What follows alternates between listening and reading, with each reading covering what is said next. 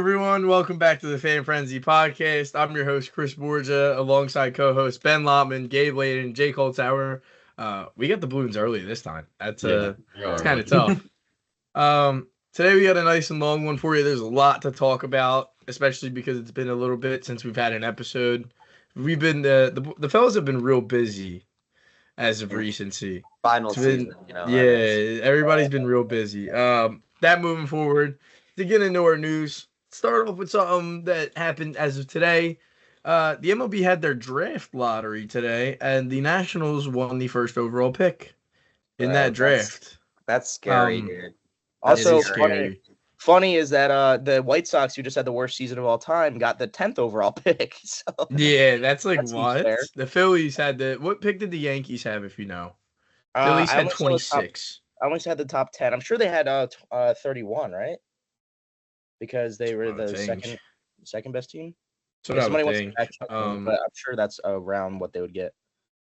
In other news, we have some trade rumors heating up a little bit, which we will talk about when it starts to come around. Being Jimmy Butler could get moved out of Miami once and for all. I think the guy, in my personal opinion, I think he should go to Dallas and win with Dallas.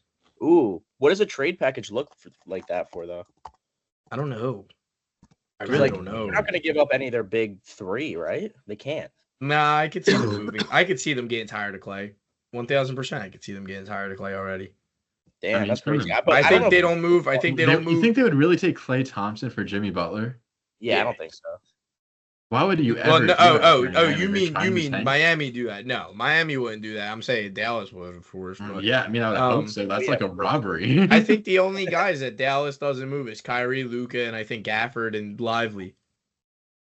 I think everybody else is movable. At least in my eyes. Some other news. Gabe's gonna love this one. We had a big UFC weekend and a few fights that I wanted to touch out real quick. Obviously, my boy Pantoja Stakes Chain.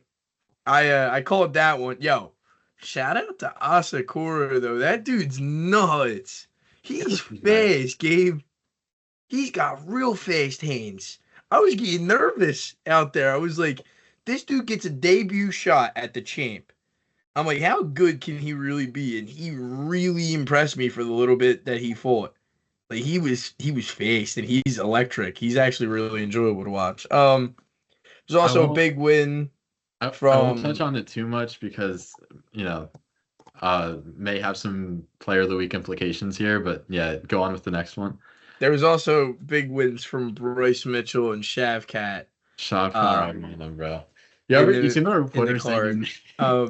Yo, they said, what did you think? They said that he went into that fight injured with a torn MCL. I was talking to a friend that may or may not have.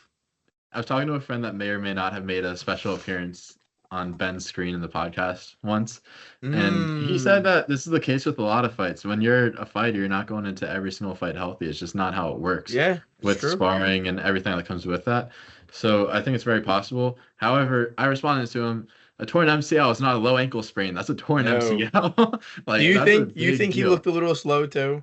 He looked a little slow. It was a tough fight for him. And honestly, I'm looking at the rankings right now as we're talking, and I might have Ian Gary as like the second scariest guy in that division. I can agree with that. Shavkat. Like that guy is good. He was 15-0 coming into the fight, and we all know why. He's a very well-rounded fighter. And I honestly think that they should fight again. This was a little early, in my opinion, for this fight to happen. But Dana White makes the fights that the fans want to see. So. For the last fight that I have on here was the Cyril Gane win over Alexander Volkov, and I want to pin the question on you real quick. Was Volkov robbed? Highway robbery. I had Cyril Gane. I had both Cyril Gane and the Butcher in a parlay. They were both. Yeah, to give the viewers a little bit of an insight, Gabe had six leg, right? It was like a 6-legger. It was a 6-leg parlay, and he hit on every single one. Yeah, I had Brian Battle and Cyril Gane, who both probably should have lost. Battle was a scary especially should have pick. Lost. That was a terrible decision. Battle was a real scary pick. Of course you're gonna take it. It's free money right there. Reminder that Tai Tuivasa, if he had beaten Cyril Gahn, would have fought John Jones for the title. Just so you know. Mm-hmm. I also do think that Volkov was robbed. Cyril Gahn did not look good out there. He broke his foot in the first round. He broke his foot in the first round though. Yeah. Like clean break. Like it looked terrible. Mm-hmm. So. Oh yeah, I think it showed I think I've seen a picture. It was like 3 of his toes are like. Yeah. That said, though, a robbery is a robbery. That has nothing to do. Like he performed probably the best he possibly could have with a injury like that, but that has nothing to do with the decision. Of course. That aside, and some other news, Jacob Trouba was traded out of the Rangers. Their very own captain handed over to the Ducks, and people have been making a lot of jokes about him and Radko Gudas being on the same team because they're just going to hit everybody that they see, which I think is pretty funny. Of that, and more and more I think about it, they're going to need some guys to protect that kid, Cutter Gauthier, when he comes to Philly. So I think there's a few names looking around for that kid, waiting for him to show up, just to fight him and show him what's up. In other news, we had another hockey trade, which was Alexander Georgiev and Mackenzie Blackwood basically exchanging goalie spots from San Jose to Colorado. It's kind of an even trade. In all honesty, I think Georgiev just needed a new system. Mackenzie Blackwood still kind of somewhat young. He was pretty good on the Devils. I know you definitely remember him, Gabe. But yeah, there was that. Flyers had a nice win today, 5-3 over Columbus. Not a big win though, since it's Columbus. Jake, you might know this name. Do you know Rocky Colavito? No. Okay, Rocky Colavito was a 9-time All-Star for the Cleveland Guardians and was in the Cleveland Guardians Hall of Fame. I hate to break the news, but he unfortunately passed away as of 20 minutes ago. Oh, wow. Jeez. Yeah, so very, very, very unfortunate. I hope his family can, get through this and et cetera, and rest in peace to him. Other news, Georgia won the SEC. I know everybody saw that Georgia-Texas game, didn't we, fellas? Hey, all I want to say is... 2 times in 1 year. All I want to say is that Carson Beck should not be starting games the rest of the season because there is Gunnar Stockton! Gunnar Stockton is better than Carson Beck. My boy, Gunnar Stockton. Chris, what did I tell you about Georgia? Their biggest weakness was their quarterback, and their quarterback gets hurt. Their biggest weakness is still the receivers. No, we still have 38 drops, which is the most in college football. Bro, that is horrible. Your quarterback gets hurt, and your offense looks better. Your offense looks the best. We needed a little bit of a switch. Whatever, it's fine. Carson Beck sucks. Ben, I have some written down. I have some written down on news here. Can you remind me? Did somebody break the rushing record in a certain franchise history? I don't know who you're talking about. I can't recall. Yeah. You sure? I heard he has big quads. What's that name say? Oh, Saquon Barkley broke the single season rushing record in Eagles history. Oh, wow. Not gonna lie, I did see you know how there's Instagram notes? Yeah. I did see an Instagram note the other day that said first Barkley, now Soda. Yo, that's crazy. We will talk about that a little later. Yeah. That was a certain special. Somebody said that, which was really funny. That made my day. Especially because of how much this said person wearing a Yankees hat right now hates on Saquon. It's hilarious. There comes to a point that you can only take enough, okay? The last little bit of news that I got real quick. At least we can all hate on Soto. It's okay. We'll talk about that a little bit. Only last 2 things I got on news real quick is through 27 games, all I got to say is Mishkov has 11 goals, 16 assists. It's point per game player right there. That's what I want to see. Last thing, I don't know if anybody else saw. What? Is he rookie of the year? Hopefully. He's number 1. It's between him and Celebrini. Yeah. Celebrini was hurt, though, for a little bit. Last piece of news. I don't know if anybody saw. Tom Wilson took a puck to the face, and his face looked really bad. Like, his cheek got really swollen. And they sent him back out there, and he proceeded to score 2 goals. That is beast mode right there. That's like it does not tickle to take a puck anywhere on your body. It does not tickle. Like, that is bad. And unfortunately, another hockey player got hit with a puck in the face today too, which is Alex Nedeljkovic. So I don't know what's going on out there. Moving on though from all that stuff. Wait, one quick piece of news. That I don't know if we covered in the last episode. I completely forget, so my bad if we did. Something that we can all relate to though. Casey Keeler, welcome to Temple. Yeah, no, we weren't there. New head coach. I'm not giving an opinion just yet. Hopefully I'm not open ears. I'm not open ears, and I'm not like, hey, welcome. Oh, we got like the best FCS coach of all time. So okay, yes, yeah, but I'm not giving crazy stuff yet. I need to see. I need to see how it rolls. Hopefully, he's not the class. Moving on. Hopefully, he actually recruits. I got told that some people in here wanted to talk about our fantasy football league and give an update. And I want to say a quick thing. First off, I'm missing the playoffs, unfortunately. Second thing, though, I recall week 4, somebody in here said a special something saying that you guys just stink. And proceeded to lose 10 weeks in a row. I don't recall. How's that possible? Okay, first of all, I don't recall ever saying anybody stinks, okay? But I'm sure there'll be I don't know, because somebody started all 4-0 and talked mad. Now listen, no, you know what I will say? Before you say that, what I will say is there was another person who was 4-0 and did talk crap, but he finished, what, second or first, Gabe? No, I was like 2-2 to start the year, I think. I don't think I had. I thought you started 4-0 too. No, I don't. I mean, I can check. I don't think I had a great start.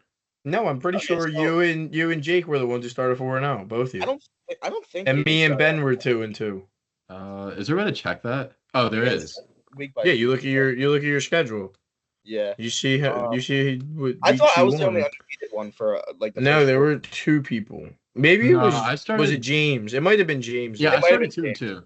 It might have been James, but basically, so I started out 4-0, was feeling really good, and then proceeded to lose the next 10 weeks. I've never seen that big of a losing streak in fantasy history. I just don't know how that happened. Fortunately, Jake, I don't know how you gave me Amon-Ra and David Montgomery, and I missed the playoffs too. We both missed it, so I guess the trade didn't matter. I will say, but Ben, you need to tell them what happened in our league. Yeah. Before we get to the playoff update in this league, so in our other league, I had been in last place the entire season. Like, the entire time, I was in last. Everything that could go wrong did go wrong. I gave up the most points for by like 100 points. And going into this week, it was between me and another guy. He was 1 game up, so if he won, it was over. He ended up losing. But the points for difference, and I won. The points for difference was 26.34. He outscored me this week by 26 points, which means I am out of last place by 0.34. Wow. Wait, does that mean it's the closest ending to a season I've ever seen. Like, literally one reception and he would have been over him. Like, one extra point converted and he would have been over him. I've never seen Travis Kelce catch to set up the field. He had the Chiefs field goal kicker, so I'm down there. I'm like, oh, it's over, because if they just kicked a field goal, he would have gone over me. But Travis Kelce got that one catch for like 9 yards. And I didn't even realize that. Yes, he got a catch on a pass that they shouldn't have even passed on. James is in first place, Gabe's in second, Preston's in third, and Ben's in fourth. So, dude, both the 2 guys you brought in, Jake, are in first and third. Ben, you put up like 170 last week. Dude, I know how to pick friends. Dude, I think it's gonna be me. Maybe we can go back all the way back to when I kept telling you to draft Malik Neighbors, and you were like, "No, I'm not drafting him that high." He was okay. It wasn't great through the long stretch. He did good. He had a good 4-week stretch. All right. I think it's gonna be me versus Gabe in the championship. I think I'm gonna win. My team is hot right now. I'm rooting for you 2 in the championship because we want the pod. We gotta represent for the pod. Yeah, we want the pod to win, so we're definitely rooting for you guys. I could definitely get. Sorry, Preston and James. If Preston wins, I can definitely get him on the pod. If he wins, James. Yeah, we need like a victory speech. Yeah, right. James said he won't do it anymore, so he won't do what, the pod? Yeah. Why not? He said he's done with that. All right. Moving on. Player of the week. Who would like to start? Should I go? We think I should go? Yeah, go for it. I mean, I feel like I can guess Gabe's already. Okay. I think everybody in here should know mine. I think everybody in here should know mine because of I know yours, Chris. Specifics that I always give out before our episodes. As you know, I always meet new people and it's always a fun time and et cetera, et cetera. Chris, new players. You somehow always meet players. I met an Eagles player that I haven't met yet. He goes by the name of Landon Dickerson. Pro Bowl left guard. Or let me rephrase, All Pro Bowler left guard for the Philadelphia Eagles. One of the better O linemen that the Eagles have had in recency. Very big help out of Alabama and stuff. And I actually took some quotes from him during him giving his whole spiel. And first thing is he said that it's cool for a guy like Saquon to break a record like that and for him to be a part of it because he said he was like, there's not a positive stat with offensive linemen. It's only negative stats. So he's like, to be a part of something like that, like, it's kind of cool, you know what I mean? So that was one of the first things. One of the second things is I thought it was really funny because I asked him, I was like, yo, what did you think about SMU jumping Alabama in the playoffs? He was like, they lost 3 games. That's on them. So that was kind of funny since he went to Bama. And the last thing that I took from him, which I thought was probably the most funny thing I could think of, they were talking to him about man and zone coverage throughout the games and stuff. And he said, do you know what I always think about when people are talking about man coverage? He goes, it's like a one-on-one where you follow the guy to the bathroom and wipe his butt after he poops. I thought that was hilarious.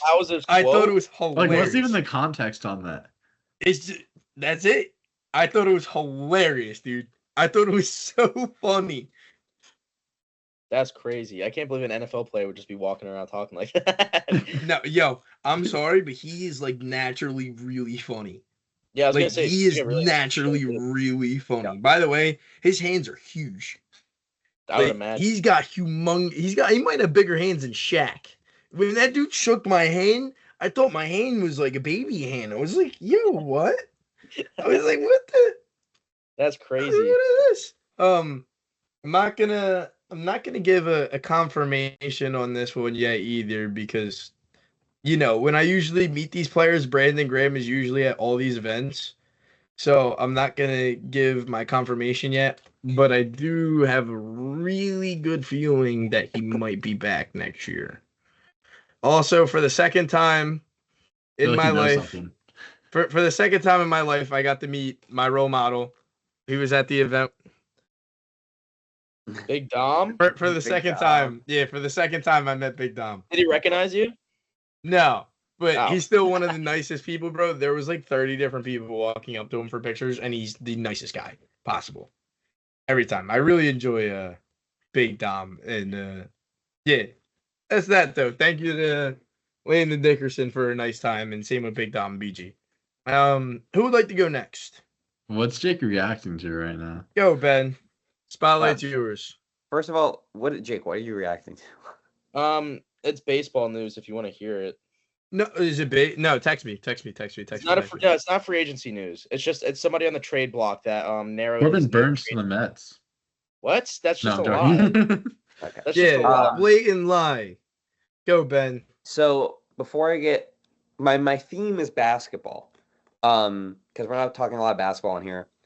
The first thing I want to point out is not this episode. Selfishly, I did call my first basketball game since the last podcast we recorded. It was Temple at LaSalle. I had a lot of fun. Actually, funny enough, I met Joe Lenardi. He was sitting behind me, Joey Brackets, if you don't know. He was at the LaSalle game for some reason. Yeah, I'm gonna say this before you go on. When I was walking home from class on Friday, I was walking behind like Shane Dezzoni and like 2 other basketball players, and I had no idea who the other 2 were, but I was like, damn, this dude is tall. Like, he's so tall. I think it had to be the Babatunde guy, but I don't know. Yeah, I don't know a face. The other day. Yeah. Oh yeah, shout out the women's Temple team as well. They won the first ever women's Big 5 Classic. Oh yeah. huge upset, by the way. They were like double-digit underdogs against Villanova. Yeah, go on, no Ben. But yes, my player of the week is somebody who I have talked so much crap on, who I don't like, but he might end up being be who I think it is. He might be the third best player of all time already. This sounds crazy, but he is second in the league in points, first in rebounds, and second in assist, and 14th in field goal percentage. This man is the first person since Wilt Chamberlain to put up a combined, or the first center since Wilt Chamberlain to put up a combined 90 points over a 2-game period. He also had 30 rebounds and 16 assists over that 2-game period. I'm talking about Nikola Jokic. Yeah. This guy is there a debate anymore? This guy is on a tear. He is by far and away the best player in the league. His average. I'm not gonna lie, you really threw me off because you started talking about Temple. You started talking about Temple, so I was like, "Is he talking about like Babatunde right now?" No. I was being selfish. I was talking about myself. But his statistics have somehow gotten better. He's shooting 50% from 3 this season. 50. Yeah. 50. That's crazy, Ben. It's crazy because this guy already won MVP. Was it 2 or 3 times now? I believe this year's going to be his 4th. Yeah, so he's already won 3, right? And he's only getting better. But how can you get better after winning 3 MVPs? He's doing it, and it's crazy to watch. It's just crazy. My take on this is like, obviously he's unreal. And as you guys enter the professional world of media, it's going to be interesting to see how, what's the term? How voter fatigue plays a part in this, because everybody knows nobody likes voting for the same guy at least 3 times in a row. And it's going to be his 3rd or 4th MVP, I believe, right? This year. Let's see if they find a way to create a narrative to give to somebody else, because we know that they don't like giving it to somebody that many times. There's literally no way. He's first in the league in rebounds, second in scoring, and second in assists. What's crazy too is that I feel like Jokic, like, because he keeps getting better, the voting fatigue's not going to hit him as hard as other players before. But he also like isn't a media guy, so they're voting for a guy that won't go out and say how proud of himself he is. It's just crazy. And here's the crazy thing. I feel like he's still like underrated in a sense, because I don't think people see him as like the best player in this generation when he like by far is. Like, I think by the end of like next season, and Gabe might think this is crazy, but I think his legacy could be stronger, especially if he gets another championship, than KD. I'm so serious. I don't think that's crazy at all. KD has never won anything by himself, and Jokic already has a title to his name and possibly more to come. I think he already might be better than. Might be better just a stretch, but like he's nearing KD all time. That's for sure. He's very close. I think as of now, since 2000, he's and he still has more time. He's top 7, 100% top 7 since 2000. Gabe, maybe top 5. You kind of leaked a little bit of your player of the week earlier. I did. So I think you got to talk about it. It is not the person that you might be thinking of, though. It's somebody else. All right, my player of the week is the one, the only, Alessandra the Cannibal Pantoja. I could have told you that. I'll leave a certain New York Mets new player for Jake to talk about in a little bit if he wants to. But anyway, let's highlight this guy, because somehow, if you go to the UFC rankings, which I'm not sure if they've been updated since this past fight weekend, but Pantoja's still 11th in pound for pound. How is that even possible? This guy is clearing out the entire division, so much so that they went to Ryzen. They picked their best guy. They made him cut 10 pounds, right? Kaya Sakura is naturally a bantamweight, but they made him cut to featherweight, 125, fight for the title immediately, and he got trashed by Pantoja. I was talking to my brother. I'm like, obviously, I don't watch Ryzen, right? I'm not really into that scene. I'm basically strictly UFC in terms of promotions that I watch, but I did not see that many ground game highlights. I saw some vicious knees from Asakura. I saw some elbows. I saw a lot of fast hand speed, but I did not see any ground highlights. I looked at my brother, who's just as big a fan as UFC as I am, probably bigger, and I'm like, Pantoja is just going to kill this guy on the ground. And look what he did. Rear naked choke like it was nothing. I want to pin a question on you. First off, we can see that Pantoja is still like in his prime, even at 34 years old. Second of all, I wanted to ask you this: as of recency, do you think Pantoja is one of the most exciting fighters to watch in the sport? Especially, because you look at it. I mean, at least in my opinion, I think you're going to agree with me that this was a great fight to watch. But on top of that, you watch fights like him and Brandon Royval was a throwdown. Like, he makes these fights so exciting to watch. He does. And that's the thing with the flyweight division. The flyweight division is the smallest weight class on the men's side. They're 125ers.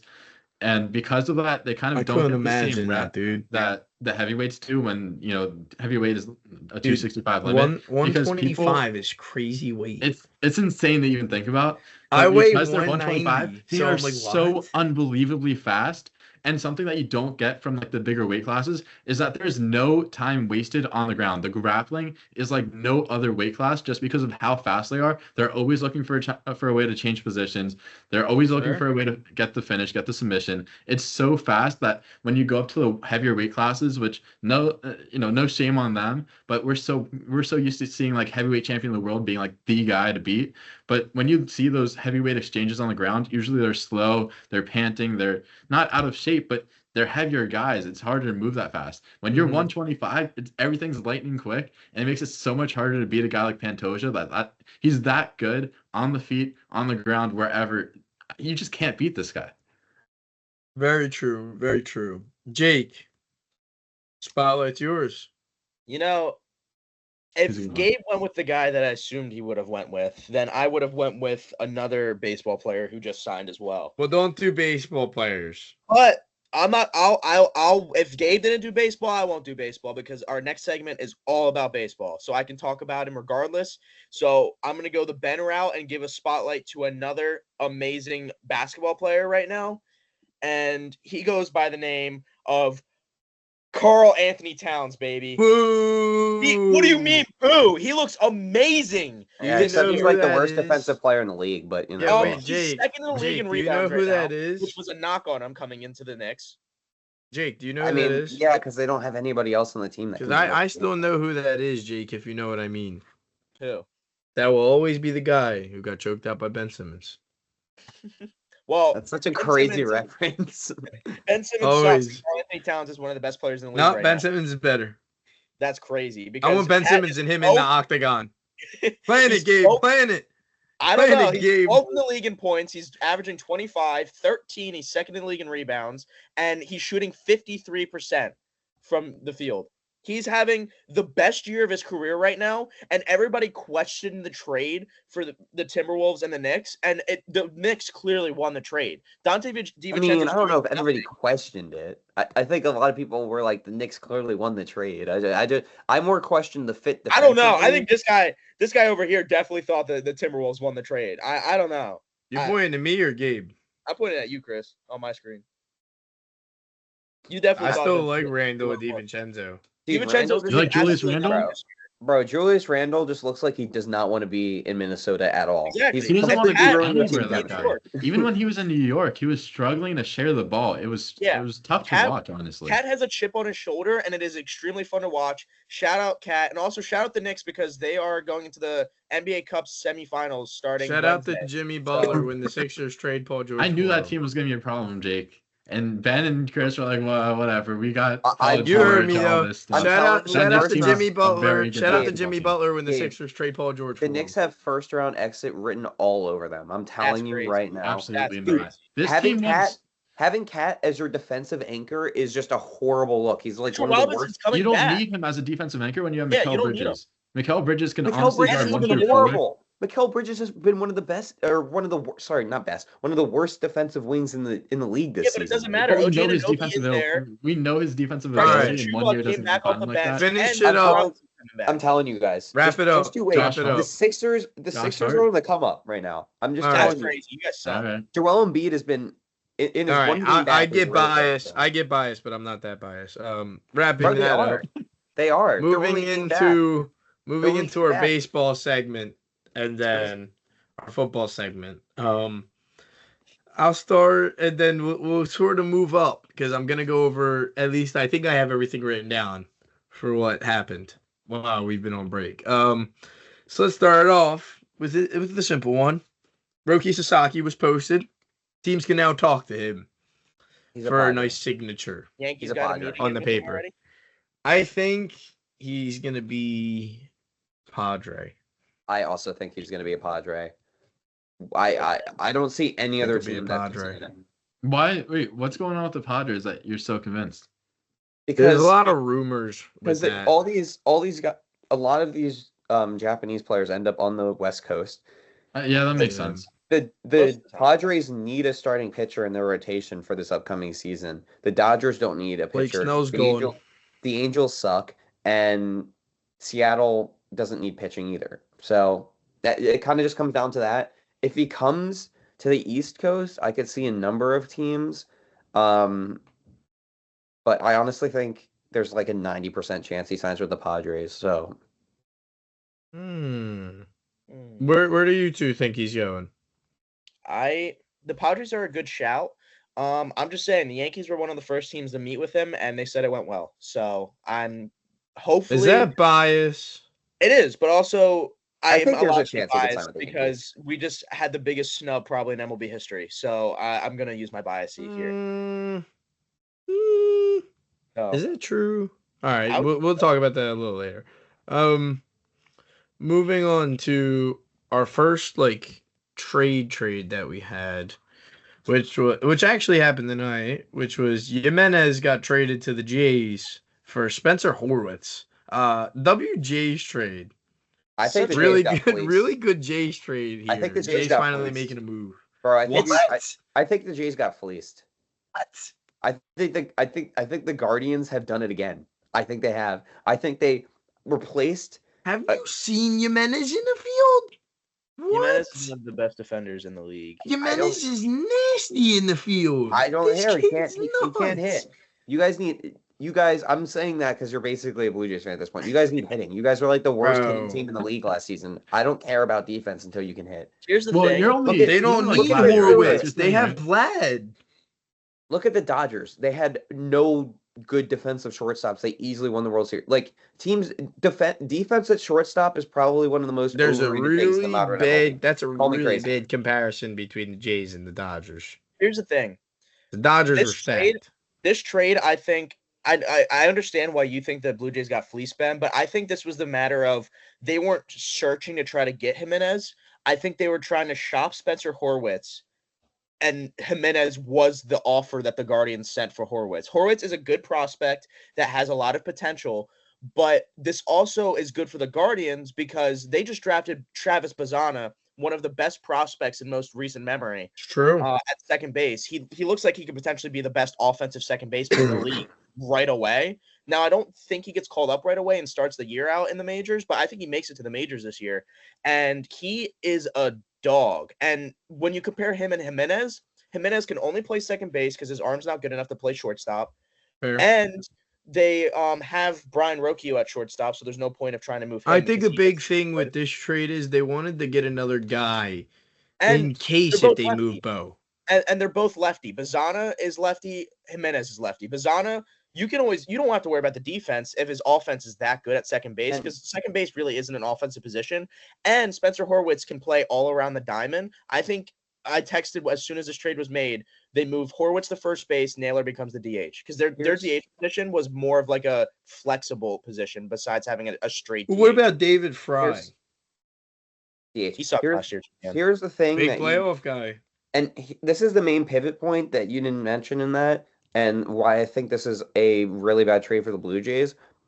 If you pull up his salary cap hit, this past season was $5 million. This season it's $10 million, and then it goes to $23 million for a guy that can't hit. Listen, that's just crazy. In recent history, I say that this isn't a bad trade compared to what they've done in recent history. If you paid attention to the Jays, they might have been the stupidest organization to trade Gabriel Moreno and Lourdes Gurriel Jr. to the Diamondbacks for Dalton Varsho. If they never make that trade, the Phillies win the World Series. If they never make that trade, one of the stupidest trade I could have thought of. But Ben, think about it this way: they just traded for the guy, the number one prospect that was mainly traded for Francisco Lindor. They're hoping they get that guy that the Guardians wanted in that Frankie Lindor trade. Because right now that Lindor trade does not. We gotta move because we got so many things to touch on. Jake, one of your boys signed. I say this as a joke because you might not like this guy. Blake Trinan. Get out of 2 years, $22 million. Back with the Dodgers. Why is he my guy? Because he beat on your team. What? Okay. Crazy. Sticking with the Dodgers as well, since I thought sticking with the Dodgers as well because they just got money. I think that was the guy that I thought the Phillies were going to target, but I'm not really surprised. I wanted him, but whatever. It's weird that you guys decided to prioritize. Don't say it. Don't say it. Yeah, that's weird. I said don't say it. Now I gotta touch that one next. now.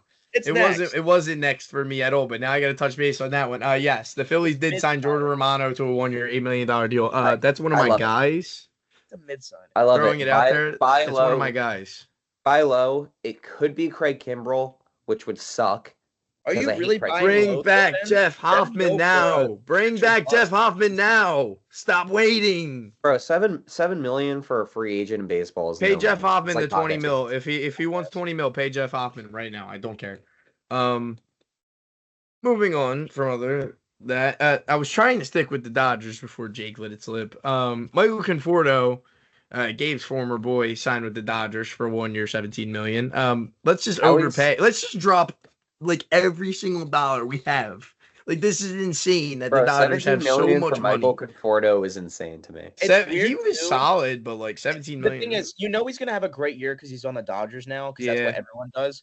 But he might not even be a starter for them next year because they could still sign Teoscar Hernandez, and he would just be a full outfielder. They will. Jake, I need you to get me a number on this because I tried looking and could not find a number on this. Tyro Estrada signed a 1 year with the Rockies. Yeah, it's a 1 year major league deal. I need the money here, though. Well, and I know you're quick. I know you're quick at getting me money. So, what was the money deal on this one? It's the only one I don't have money for. That money. Very solid player, by the way. Just got overtaken by 6.25. 3.25. 3.25. That's actually a really nice contract. The dude's solid. He's very solid. He just got replaced by Tyler Fitzgerald. Definitely a trade deadline target for sure. He also he just came off his worst year of his career, so buy low. He also was injured last year, so he has a good chance. And he's in Colorado. Every offensive player gets a boost in Colorado. So. Ezekiel Tovar. He needs to be in Colorado because his bat is not that good. Jake, one of your former boys made a signing today or yesterday. Get out of here. Gary Sanchez, 1 year, $8.5 million to the O's. He's back in the AL East. He's gonna be a DH/backup catcher for them. Even though he's a good catcher now, he isn't gonna start. But it's a good. Jake, that used to be one of your guys, bro. Yeah, and then he left crashing and burning. So that's quite true. He's good at hitting at Yankee Stadium, though. So there was actually another signing that happened tonight, which was Nate Eovaldi on a 3 year, $75 million back to the Rangers. That's an insane amount of money for a guy that old, but. You know, I mean, the Rangers had to do it. The Rangers had to. The Rangers had to, and at the same time, the dude did win a ring for them, and he was a big part in that ring. I got to give him credit where it's due. He was a very big part in that. Also, it's kind of a panic pick because the guy that Chris didn't mention yet, which I won't spoil that one. Trust me, I won't spoil that one. They were really interested in him. So, yeah, and the other pitcher. So. Moving on. Hey, guess what? We're going back to Dodger land because guess what also happened while we were on break? The Tommy Edman extension, $74 million for 5 years. Good for him. Throw the whole farm system while you're at it too. At this point, they're gonna trade for Paul Skeens somehow. Watch. They're just gonna get everybody. But if it's like within the number of years that they're deferring Ohtani's contract, it really doesn't matter, right? No, it does not. That's what's crazy about it because it's so deferred, right? Really got to make a rule against moving on. One of my favorite things in this free agency is Frankie Montas for a 2 year overpay $34 million to the Mets because I can't wait for the Phillies to just Just get constant dingers off that guy.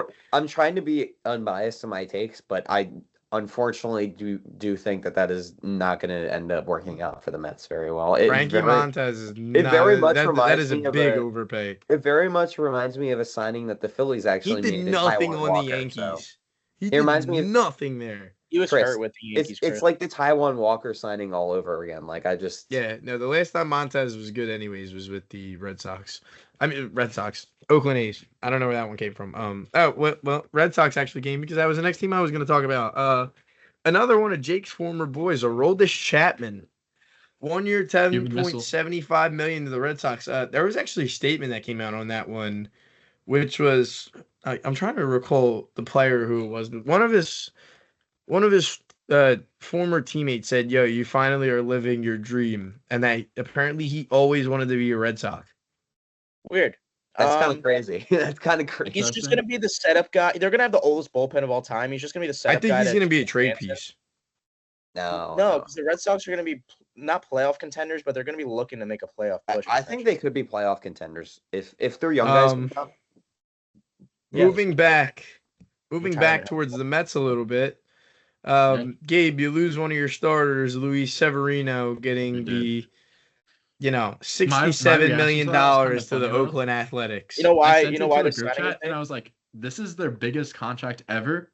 Yeah. I was shocked. You know why? Do you know why this was made? Because they want him for when they're in Vegas, pretty much. It's because they want to make the Players Association happy by actually paying a player, even though he's still not getting. He's getting like $20 million a year. That's like nothing in MLB days now. So they're making the Players Association happy by telling them, "Hey, look, we're actually paying a player now, but they're not going to sign anyone else." It's sad. Next up, it reminds me of the Colorado Rockies when they signed Chris Bryant. Next up, I have Danny Jansen signing with the Rays for 1 year, $8.5 million. Such a Rays player, bro. That is a Rays player. Honestly, he was good on the Jays. Jays should have kept him. He's going to hit like 20 home runs or some crap. Probably. Shane Bieber went back to the Guardians for 1 year, $14 million. I thought that was a good deal. They needed to do that anyways. Next up, another signing that I think 3 out of 4 people on this podcast really are going to get a good kick out of, which was Clay Holmes of the Mets for 3 years, $38 million. That's a fun one. Yeah, make him a starter, Gabe. Yeah, that'll be fun for the Phillies. Here's what I'll say, Gabe, because you might not know of the brilliance of Clay Holmes. I don't really.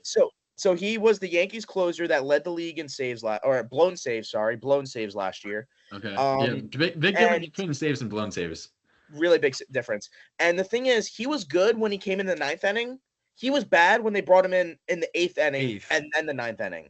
So if he's a bad multi-inning guy that can't handle pressure well, because every time somebody and you guys plan on making him a starter. Yeah, that's what I was gonna say. I'm putting the pieces together, and we're planning to make him a starter. You're saying he's only good in 1 inning at a time.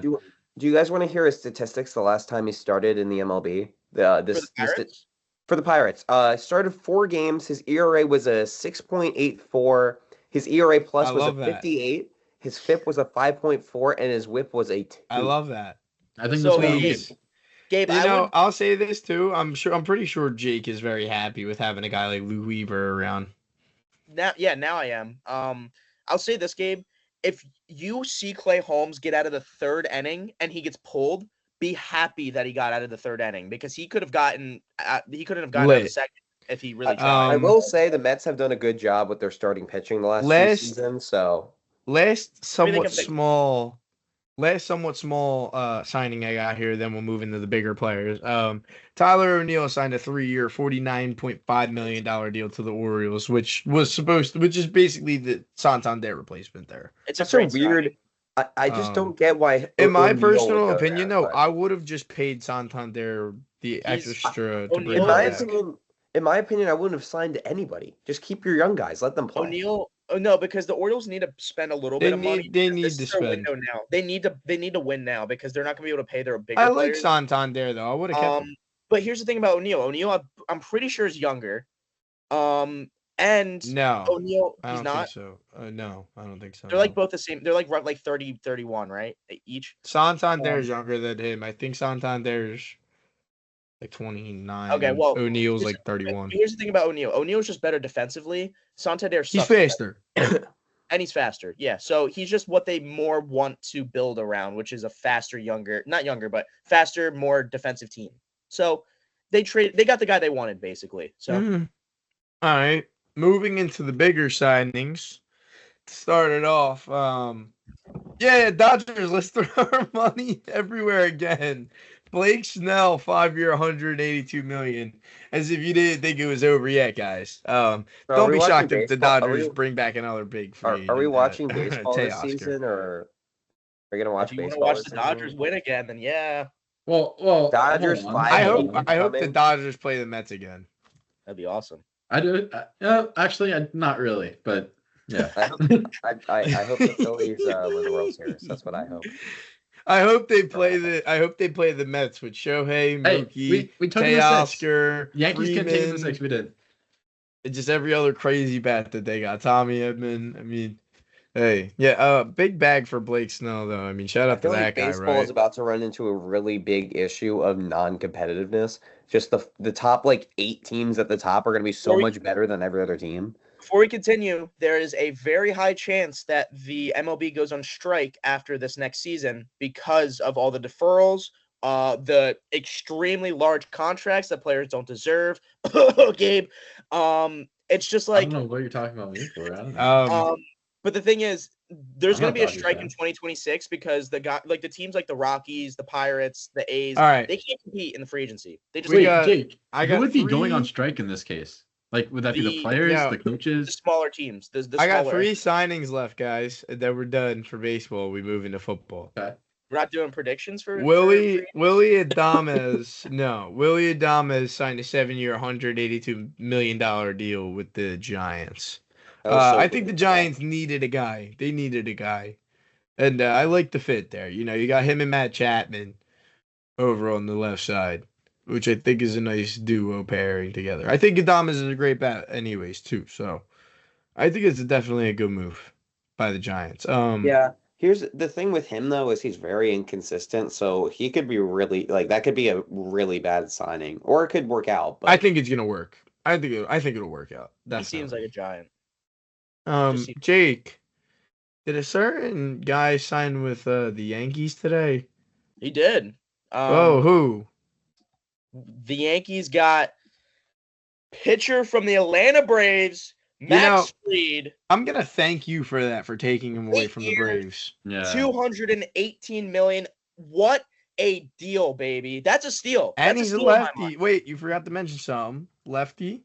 Lefty in Yankee Stadium. It does help limit the damage. No, you're missing something. That is the highest paid contract for a lefty in MLB history. That too. But $218 million is a steal. I thought we would have had to pay him $300 to $400 million, but I think he had such a good meeting with the Yankees that he actually took a pay cut, which is crazy. I like Fried. Fried's a good pickup. Fried's a real good pickup. The only problem is that he's had injuries throughout his career, but the Yankees are built on injuries. So as long as he's healthy, the Yankees are built on injuries. That's never a truer statement has been said. And this also does set up a potential trade for Luis Gil. If you guys want to hear about that, I'm all arms. What, moving Luis Gil? Yeah, for a very good player on the West Coast. Who the Phillies are going to be targeting. Being who? You want to hear? Yeah. Kyle Tucker's on the trade block. You're not getting Kyle Tucker. Kyle Tucker's on the trade block, and you're not getting Kyle Tucker. I think the top 2 suitors for Kyle Tucker would be the Yankees and the Phillies. Neither team's getting him. I think he could. I agree with Jake here. I feel like he could. I think he could get traded because I don't think Houston wants to pay him. He's going to get final year of his contract. No, I think he gets traded. I definitely think he gets traded, but I don't think either team gets him. He could be a $500 million player easily. Here's the reason why I think either team could get him is because since he's on the final year of his deal and they don't think they're going to re-sign him, he's going to be discounted a little bit. I think the Phillies have the prospects, and I think the Yankees have the good enough players to trade for him. I think either team can trade for him. If we trade Aiden Miller and Alec Boehm, that could get it done right there. Yeah, but yes, you're right.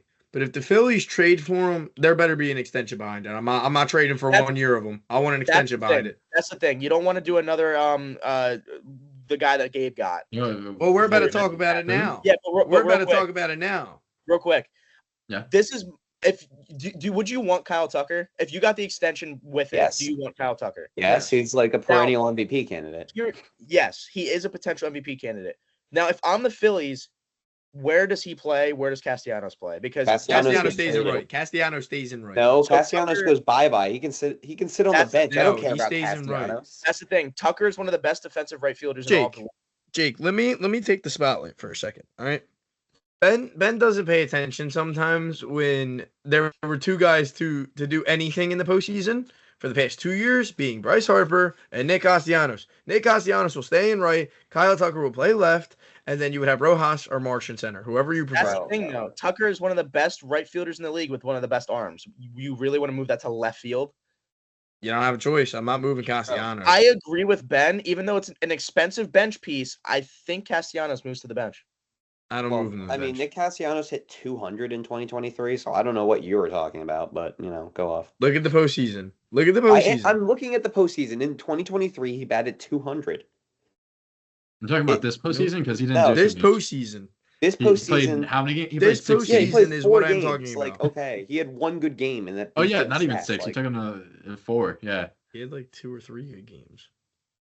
Bro, so I agree with Ben's trade package. You might have to throw in like a Justin Crawford or something too. But if it's, I don't think you need Justin Crawford and. No, that's the thing. I don't think they want out. I would rather give them Miller and Crawford and move Bowman in another trade. I don't want to give up Crawford. I think Crawford could be. I don't care about Crawford. You want to give up Justin Crawford for Kyle Tucker? Not him. I'm easily doing that. I don't think you can give up both. Easily doing that. I'll give him Carlos De La Cruz too. I'm easily doing it. I would give up Luis Gil, who is the Rookie of the Year, and Jason Dominguez, who's the best prospect on the Yankees for Kyle Tucker. Dude, he's that good.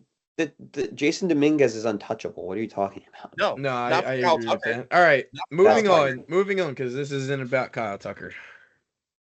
We have had the biggest contract in sports history at $765 million. Chris, 1 second. Can you do me a favor? Everybody, Jake, can you take that card down for 1 sec?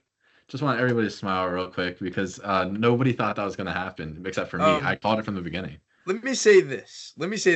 Yeah, me and Jake have formed a bond that when the Phillies play the Mets, he's rooting for the Phillies. And that when the Yankees play the Mets, I'm rooting for the Yankees. We have formed a bond here against you and your dirty antics. I despise Steve Cohen. I despise Carlos Mendoza. And I despise your organization. I'm tired of Juan Soto being in the NL East, and I want nothing to do with that man. And to add on that, but guess what? He stinks as a fielder. He stinks. I despise Juan Soto. He is a snake. He is a money greedy, hungry piece of crap. Oh my God! He just wants to be in Queens. Absolutely, he is a snake. Awful. He is a snake. Why would he want to go to a losing organization? Jake, you know who's behind this? It's not even Steve Cohen who made him sign. You know who made him sign? There's only one man. Scott Boras. It was the Rizzler. Oh, I don't know. It was. I had no the Rizzler's a Yankees fan, isn't he? No. He was at the Mets postseason game, so. I mean, he might be. Listen. Or you blame Grimace. Probably a Yankees fan, but he was at the Mets games. I hate Juan Soto. Jake, throw that away. I'm telling you right now, Chris, this guy's going to be in your nightmares for the next 15 years. How do you like Jake, that? throw it away. He will absolutely be in your nightmares for the next 15 years. You know what? I heard a great He can't field. I don't care. He can't field. You know what? Jake, I heard a great point. Jake, I have a question. Is Juan Soto good? He can't field and he can't run. Boy, can he damn hit. All I will say is Juan Soto. He ain't hitting Zach Wheeler. I mean, we got shot out for 7 innings, and then we torched you guys for the next 2, so it's fine. Maybe the bullpen. Ben, you know what? You know what I gotta say to you, Gabe? Go ahead. Screw Soto and screw Vientos. Yep. I need to hear Ben's thoughts. He's all I want to say is, you know what? I heard some good points. At first I was very upset, but you know what? I'm happy about this. You know why? Now you got no money to pay anyone. You know why I'm happy about this? It's because Mets fans are so hype right now. When it comes to the preseason, they're going to predict to win the World Series, and they're going to choke for the next 15 years with arguably the best player in baseball, and it's going to be hilarious. Jake, I want to wait. Before Jake says anything, I want to say one thing to Jake real quick, because I know Jake is 1,000% going to agree with me on this, because me and him talked about this without you two plenty of times. Jake, you and me think very alike on this one specific thing. What in the world should anybody think about paying a guy who can't field and can only hit Shohei Ohtani money? No, more than Shohei Ohtani money. He doesn't deserve to be paid more than Ohtani. Nobody deserves to get paid more than Ohtani. I said, if anything, Soto should make about 500. I said, no shot should he touch 700, especially since the fact that Shohei, I'm going to throw this out there, because Shohei had played the field before, and he could if you need him to. Yeah. He is fast. He's fast. He's one of the best hitters we've ever seen, and he can throw for 7 innings shutout. Like, he deserves that money. Juan Soto should have never touched that money. Here's a funny stat, Gabe. You know Bobby Bonilla Day, right? Of course. When Bobby Bonilla is finally done getting paid, Juan Soto will still have 5 more years left on his contract. Also, Jake, correct me if I'm wrong, did Juan Soto decline the Yankees for $5 million more? Okay, so this is technically no. So the Yankees' initial offer was 16 years, $760 million. The offer from the Mets was 15 years, $765 million, with incentives to go up to $800 million. So technically, it's $800 million contract, which is even crazier. That means he's making over $100 million more than Shohei Ohtani, who is quite literally going to be the best player of all time. And he also now has a suite in the Mets stadium that is reserved for his family and friends, which is really funny for the next 15 years. That means they're losing $1 million a year on that. And another very funny thing with Soto, he's number 22. But do you know who else has number 22 right now, Gabe? Brett Beatty is number 22 on the Mets, which means the Mets right now legally can't sell Soto 22 jerseys until they pay Brett Beatty to give up the number, which is going to cost around $500,000, which means that's another $500,000 you're paying for Soto. Throw this out there, Gabe. Say bye-bye to Pete Alonso while you're at it. That too. Yeah, I'm thinking about that. It's not seeming bye-bye. He's going to be a National. See ya. All right. Any final thoughts? Let me say one thing real quick, though. The one thing I will say, though, is there's all this talk about he shouldn't be making Soto money and all this stuff, and Soto's bringing so much for the Dodgers other than just, like, his on-field performance. He's bringing all this money from international sales and stuff. The truth is, with Uncle Steve, he doesn't care about the money. As much of a businessman as this guy is, he just wants to win for this franchise, and he was going to do anything he needed to do to get Juan Soto. No matter what the price tag was, he was going to pay it, and it was always going to happen. I saw that from the start. I was like, no matter how ridiculous the price tag is, Steve Cohen is going to pay it, just because he wants to win more than anything else. He doesn't not care about the finances. As long as the Mets are not struggling to stay afloat, we're good. And he's paying Soto. I, as a Phillies fan, dislike Steve Cohen, but if I was a Mets fan, I don't think How can you not love that? I mean, he's probably like one of the most beloved owners by his own fan base, because he will literally spend every single dime he's made his entire life to bring the Mets a World Series. I mean, he won't succeed, but at least he's trying. Okay. Last fun stat, Chris. Last fun stat. Juan Soto's new deal is now more money than Tom Brady and LeBron James combined career earnings. So just live with that. Sure. All right. Moving on to our football segment to give our recap from the past week, and then we will go into our predictions. The Lions defeated the Packers 34-31. Browns lost to the Steelers 27-14. The Saints beat the Giants 14-11. Jake was very happy about that one. Dolphins beat the Jets 32-26. The Jacksonville Jaguars beat the Titans 10-6. The Falcons lost to the Vikings 42-21. The Eagles beat the Panthers 22-16. Buccaneers beat the Raiders 28-13. Seahawks beat the Cardinals 30-18. The Niners beat the Bears 38-13. The Bills and the Rams had an absolute shootout. Rams won 44-42. The Chiefs beat the Chargers 19-17, and the Bengals beat the Cowboys 27-20. First things first, Josh Allen had 3 rushing touchdowns and 3 passing touchdowns in one game. That is unbelievable. I still think Saquon's MVP though. I don't know. I think it's safe to say that if they don't give it to Barkley, then Allen's gonna win it. I think Josh Allen is definitely the favorite right now. If Saquon breaks the rushing record, I don't really know how you can't give it to him, even though Josh Allen's season has been insane. We'll have to see how the Bills are down the stretch. If the Bills lose another game or two, then Saquon will have a shot. Shout out to the Eagles for doing a Philly thing and playing down to a team that's really bad just to make it into a game and make me nervous. Yeah, Carolina has played a lot of good teams. I think Carolina is probably one of the best. One of the best bad teams we've seen in the NFL. Carolina is essentially the New York Giants if they're capable of winning a couple games. Shout out the Titans for actually being absolute garbage at Ben, at Will Levis.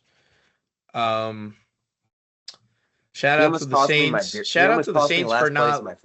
Shout out to the Saints for not losing that game and getting a better pick. You could have screwed the Giants, lost the game, got a better pick. Guess not. Sure, we know how to lose, baby. And I got a quick question that I want to pin on all 3 of you. Did any of you guys watch the football game last night of the Bengals Cowboys?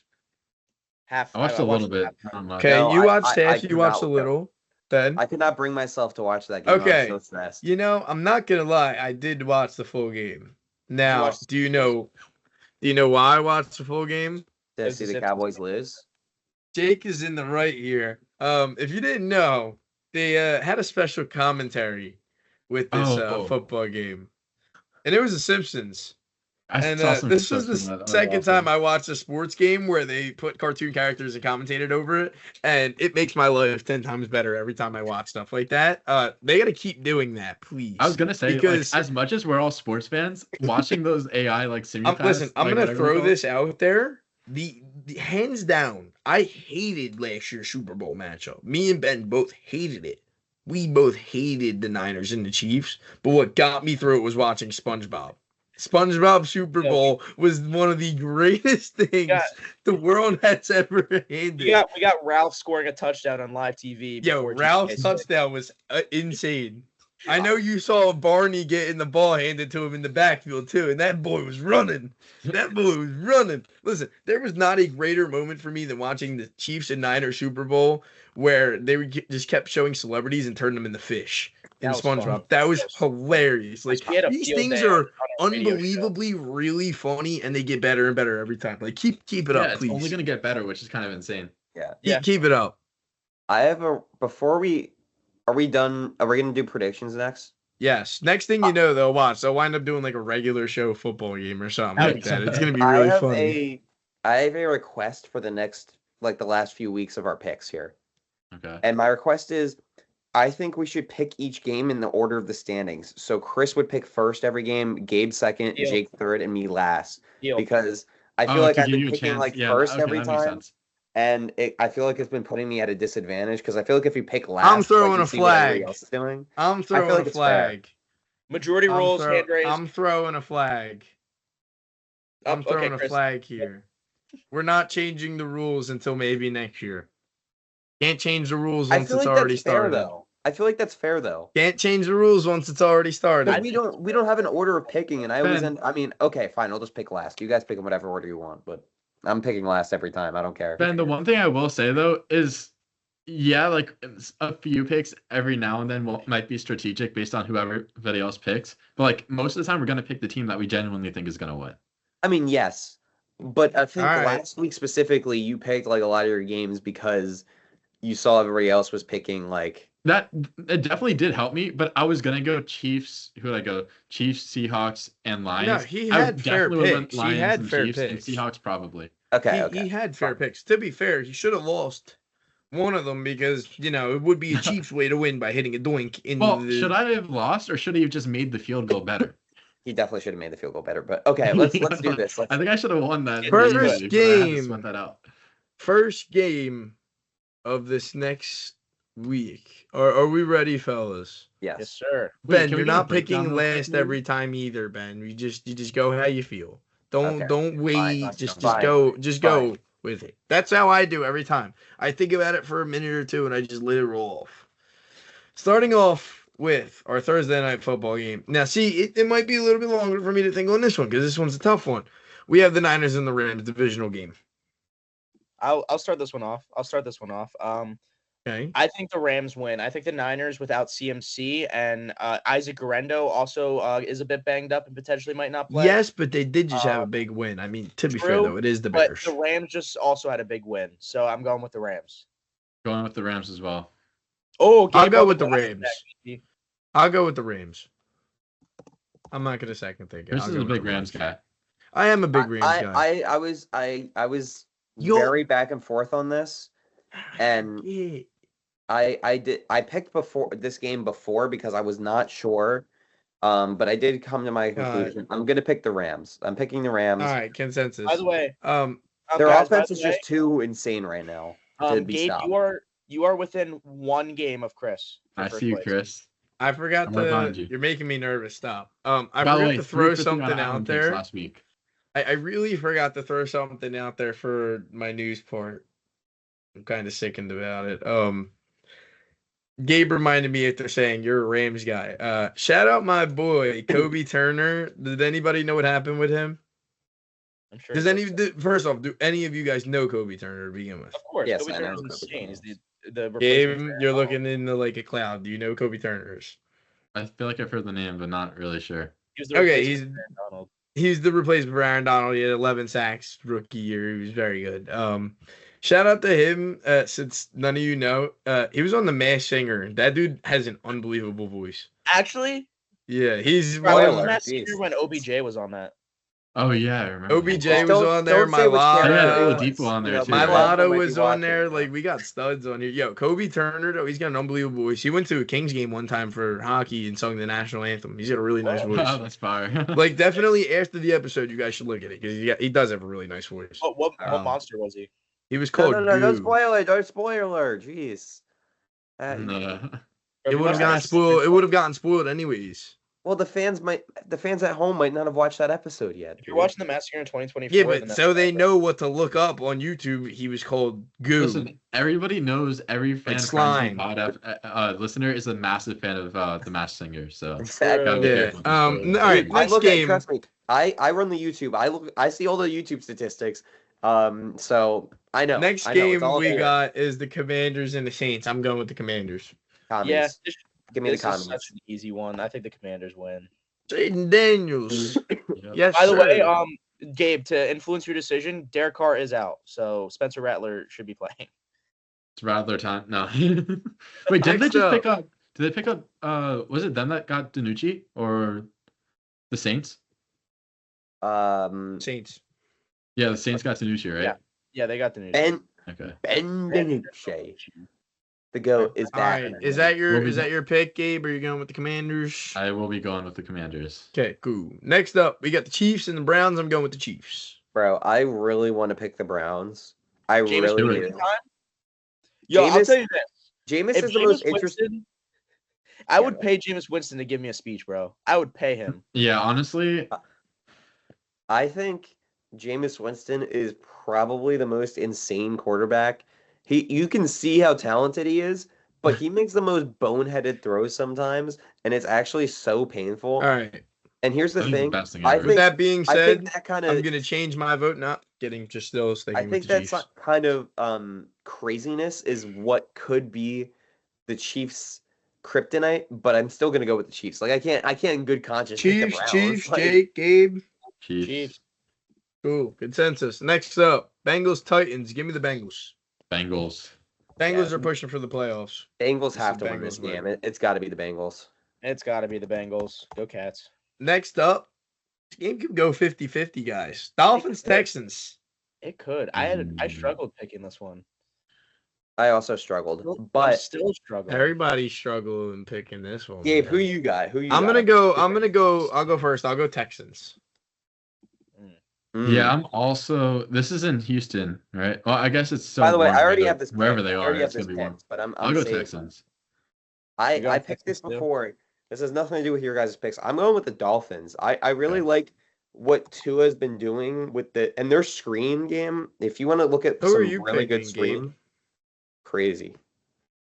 Gabe said the Texans. Yeah, he said the Texans. Yeah, sorry, I said Texans. So, island pick for me. Those have gone horribly this year. Ravens, Giants. Wait, I didn't get my pick yet. Oh. This is such a weird game because My apologies. Just all good. This is just weird because it's mostly just for seeding because the Texans pretty much like clinched already, even though I don't think they officially did yet. I think the Texans are just the better team, and they're the playoff team. I don't think the Dolphins make the playoffs, so I'm going with the Texans. I don't know dude. The Texans have been playing pretty bad football the last month. I think the Dolphins' offense has been really strong the last 2 weeks. I accidentally spoiled the next game. It was Ravens Giants. Give me the Ravens. Not much of a spoiler. I think the Ravens win this one pretty easily. So Giants consensus? Is that what I'm hearing? Yeah.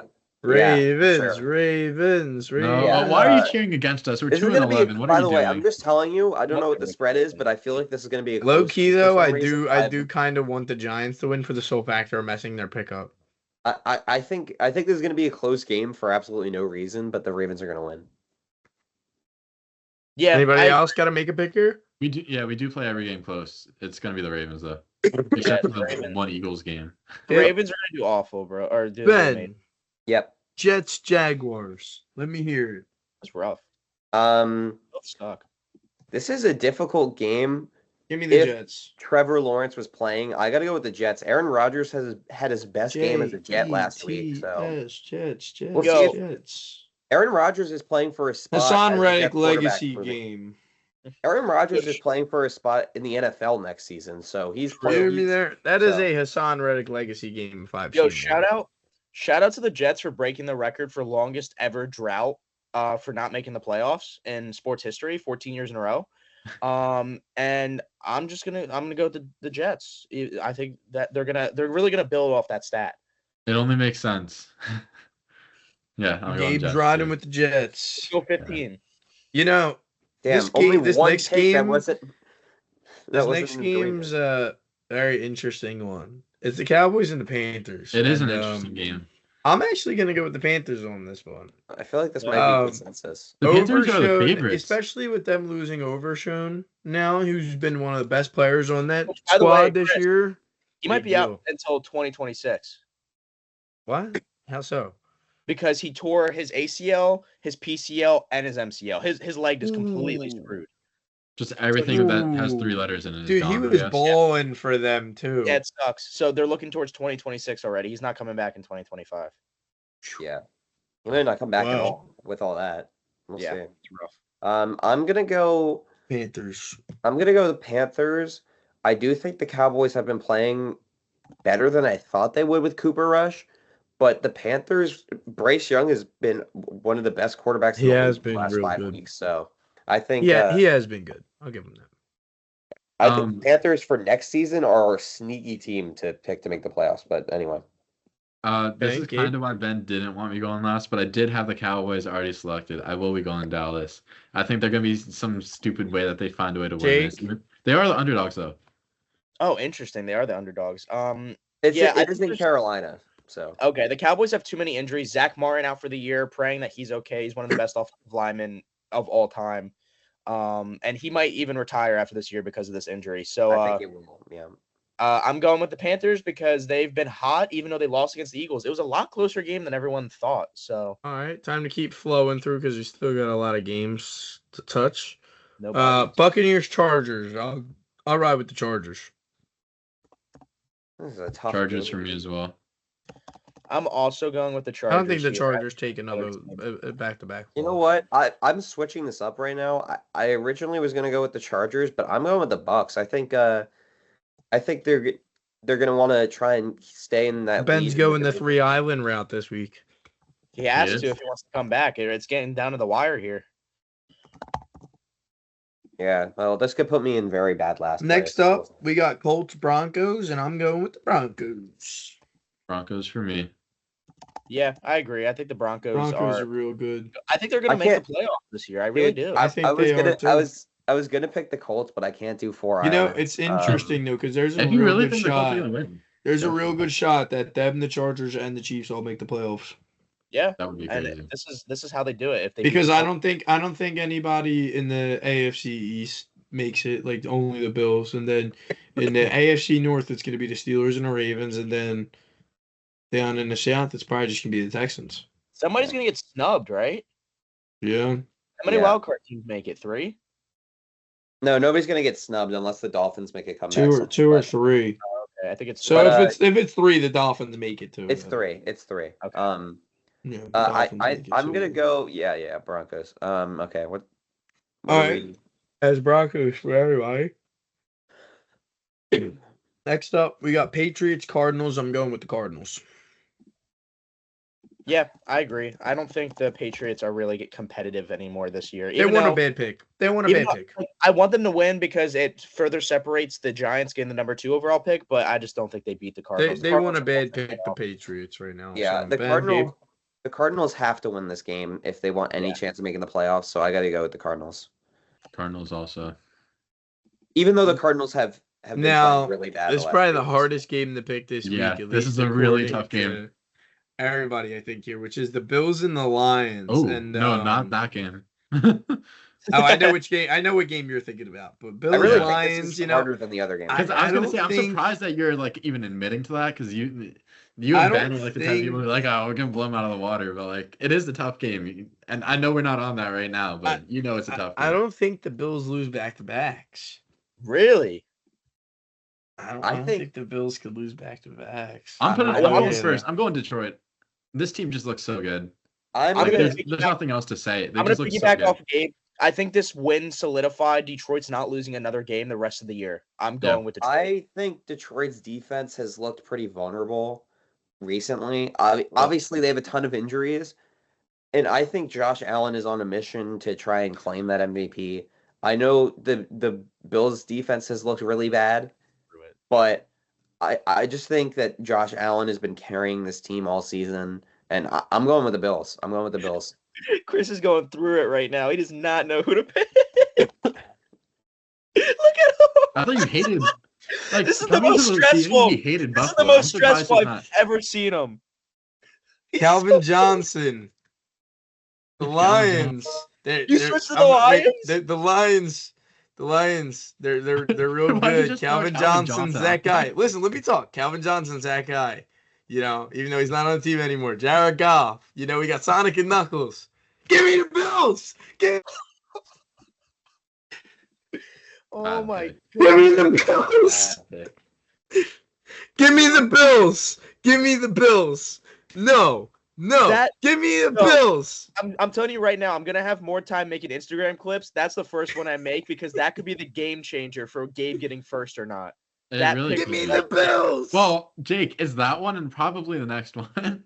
No, it's not. Steelers, Eagles. All right, so Eagles. I'll go first. Look, I mean, this is going to be a close game. No, don't go first. Let the New Yorkers go first. Okay, yeah. Let the New Yorkers go first. Jake, you want me to take it or you want to go? Gabe keeps sitting in the back, not going first. All right, you know what? I'll take the lead on this one. There's one. Do it. These are two of my least. Do it. Two of my least favorite teams in the NFL. No, right? Stop stalling. Say it. I dare you. There's one team that just knows how to win here, and the other kind of gets by. But one team just honestly knows how to win so well, regardless of what the score is. And it's the Pittsburgh Steelers, as much as I hate to say it. Say it. Give me Steel City. The Steelers. Do it. Give me Steel City. Come on. Have it your way. I will have it my way. Here's what I'll say about Soto. I have the Steelers. I have Shavkat. I ain't scared of the Steelers. Gabe, I just want you to know that if that happens, our group chat's gonna be an awful experience. Oh yeah, it's gonna be in shambles. I'm just gonna be sitting here as not ours. I'm saying our entire fraternity is made up of Steelers and Eagles fans, and I'm like the one Giants fan. So okay, here's what I'll say. Since you guys want me to go second. Yeah, I'm really interested for this one. There is a problem within the Eagles clubhouse right now. Jake, there is. AJ Brown does not get the ball. That's just family problems. It's okay. But Saquon. I've never seen a more in the history of me watching the NFL. I've never seen, this has happened multiple times with the Eagles, a more dysfunctional organization that somehow wins when there's problems behind the scenes. I'm going with the Eagles, even though it pains me to pick the Eagles in this tough matchup because they somehow always win these close games and these very tough games. I don't know how. Wait, this is in Philly? I have to go for the the win here. I have to go for the win, and for me to try to gain leverage, I have to pick the Eagles. Listen, Ben. Ben, we already know you're picking the Eagles, but let me take it away for the both of us. You don't know who I'm picking, dude. Go. Look, you can split it. I feel like Ben has. Look at my facial expression right now. Chris, look. This is a tough game. This Steelers defensive line is arguably the best in the league.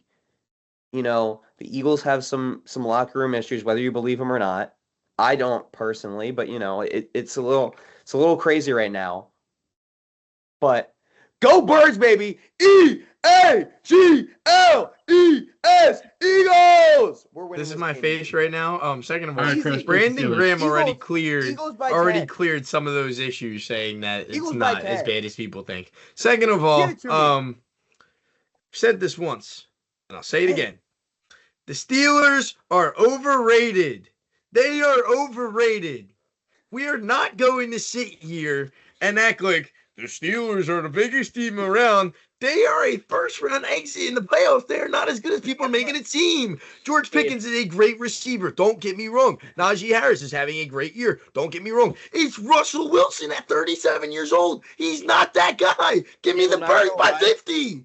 Gabe, I'm not going to lie. Me picking the Eagles right now is like Saquon's dropping 200 yards. Come to Pittsburgh. Gabe, it's hurting more than when Soto left to the Mets. I'm not gonna lie, but it's really rough. Moving on.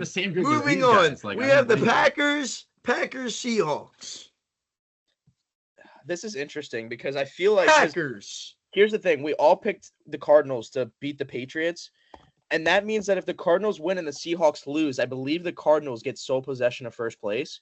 Give me the Packers. Which means this could potentially predict playoff odds, depending on who we pick. And I am with Chris here. I think the Packers win, which means Packers are pushing. Packers got to fight for that playoff spot behind Minnesota and Detroit. They have to. Remind you, the Seahawks lost to the Giants. we beat the Seahawks. Give me the Packers by 1 million. Yeah, true. Here's the thing. Island pick. The Seahawks defense has rounded into shape a lot over recent weeks, and they're going to Seattle, okay? Going to Seattle, that's one of the toughest places to play. Sunday night football, it's going to be an electric environment. It's probably going to be windy. It's probably going to be cold. And I trust the Packers quarterback who has been questionable? I don't trust him. I'm going the Seahawks. You trust Geno Smith over Jordan Love? Dude, I think Jordan Love, and I told Gabe this, I've been saying this for weeks. Don't you dare call him overrated. Jordan Love is a slightly better version of prime Jameis Winston. That's what he is. Oh yeah, you have said that. He's so turnover. This dude almost went to the Super Bowl. I don't care. Look at how many turnovers he throws. The second he got his shot. All the time. He makes bonehead throws. The second he got his shot, he almost went to the Super Bowl. I'm not saying they're equal. He's better than prime Jameis Winston, but they are very similar. No, you know what? You're cut. You're cut. Ben, I think what you meant to say is Jordan Love is the Tom Brady of Jameis Winston's. You're cut. You know what? All right, last two games, we have the Bears-Vikings consensus. Vikings. Go Bears, though. But Go Bears, but Vikings. Yeah, it's going to be the Bears. Last game of the week. Oh, wait. The Vikings and Bears game. We actually have 2 Monday Night Football games. That's weird. Well, consensus once again. Falcons-Raiders. Falcons. If the Falcons were playing any other team in the I'm so serious, legitimately any other team in the NFL, I'd pick them. Yeah, I'm not thrilled about this game against the Raiders. Here's the thing: the Raiders are not going to win another game this year. Yeah, the Raiders are going to pick number 1 overall. They're starting Desmond Ritter. The ESPN pick'em thing has how many total points will be scored in Falcons Raiders. I'm going to say 10. Yeah. What's the over/under on that game? I'm taking the under heavy. Probably 9.5, honestly. Let me look. Final thoughts on today's episode.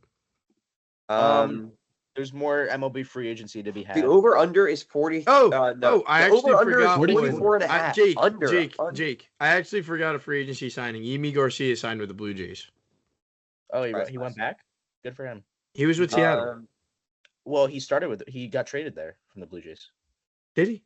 Yeah. He went Marlins, Blue Jays, Mariners, now back to the Blue Jays. Final thoughts for the episode. Duke basketball is winning another national championship this year. Cooper Flag is going to lift the trophy. Just wait, look, this is going to be Cooper Flag. I'm gonna throw Gabe and Jay quick final thoughts, and I'm gonna throw two quick shout outs and call it. Ooh, Temple dropped 110 on Holy Family. Yeah, Holy Family's trash. Cody Bellinger to the Yankees. Okay, my two shout outs to end the episode on. First things first, since it is still technically a sport, shout out to my cousin at Vincent DeMarco for being a 3-time state champ with St. Joe's Prep since they won for the third time out of 4 years. Shout out to him. It was actually pretty cool too because the final play of the game, even though they were winning 26-8, he sacked the quarterback and the quarterback fumbled and he recovered it. So shout out to him. Second of all, shout out to my boy that Ben was talking bad on earlier, Carson Beck, with the leaked pictures of him, specifically the ones from Snapchat. If you know, you know. Yeah. I'm specifically just gonna throw. I'm specifically gonna throw out my favorite one ever, which is, and I'm gonna end it on this. Can you please run me over with your car so I don't have to play football anymore? Crazy. Bro, he's got that dog in him. What can you say? All right. That's why I went to Georgia. And yeah, Georgia's gonna win the Natty. Yeah, you'll see us in the next one. Stay hype, stay hungry, keep the frenzy alive. Penn State still sucks. We'll see you on the next one.